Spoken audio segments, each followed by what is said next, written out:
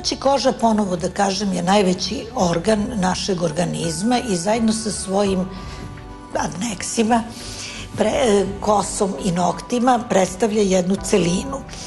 Koža je ogledalo u stvari stanja našeg organizma. Sve što se dešava unutra na neki način se odražava na koži. Koža šta vrši? Vrši prvo termoregulaciju. Znači, to je jedna od glavnih uloga. U koži se nalaze nervni završeci, pa štitimo samim tim to.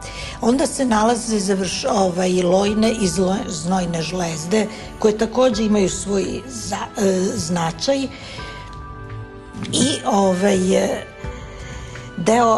i ona predstavlja deo opšteg imunog sistema i ima važnu estetsku i kozmetičku ulogu, naravno, naročito kod žena. Kada dođe do pada imuniteta, tada dolazi zbog bilo kakvih bolesti, čak mogu da budu to i banalne bolesti, neki gripovi, infekcije, dolazi do poremećaja na samoj koži. Kad je čovek u akutnom stresu, takođe može doći do promena na koži. Te promene naročito mogu da se jave kod raznih bolesti. Kada dolazi zaista do promena na koži koje nama mogu ukazati da se u organizmu nešto zbiva i da se pojavljuju promene i da se na taj način čak rano mogu da uhvate neka obolenja koja su ozbiljna.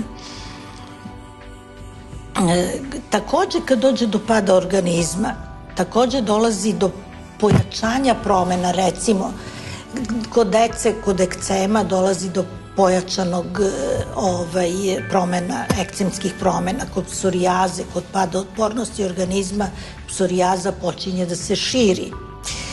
Onda kod stresa mogu da se jave groznice, takozvani herpes simpleksi, pa čak može da se javi i herpes zoster, koji, pored toga što ukazuje na pad organizma, on može da prati i neka maligna oboljenja.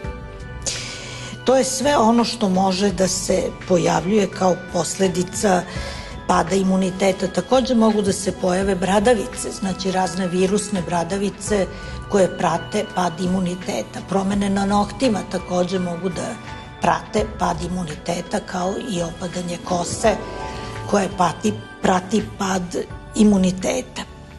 Znači, čak i sistemska obolenja, uključujući i autoimune bolesti, mogu da prate pad imuniteta, pa tako neki put ih čak i otkrijemo.